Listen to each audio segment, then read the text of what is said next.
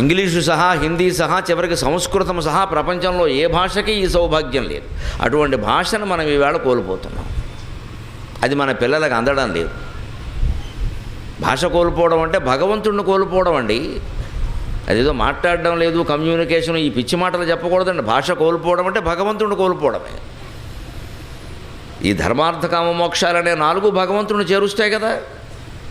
మరి అవి తెలుగు పుస్తకంలో 4 మాటల రూపంలో ఉంటాయి. అవి వేళ మనం నేర్పకుండా A for apple, B for bat, C for cat, D for dog 4 దిక్కుమాలిన మాటలే, ఒక్కదానికి కూడా ఉపయోగం లేదు. ఏ ఫర్ యాపిల్, ఆ ముందు తిండే, చిన్నపిల్లాడికి తిండే, అమ్మక్కలేదా, ఆవక్కలేదా, దేవుడు అక్కలేదా, తిండే దున్నపోతులాగా.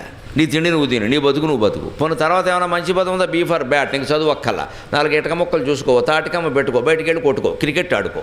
నీకు విరాట్ కోహ్లీ ఆదర్శం, ఇంకోడెవడో ఆదర్శం, సరస్వతీదేవి అక్కర్లేదు. ముందు తిండి, తర్వాత ఆట. చదువు ఎందుకు వస్తున్నాడు వాడికి? వాడు తింటున్నాడు, ఆడుకుంటున్నాడు.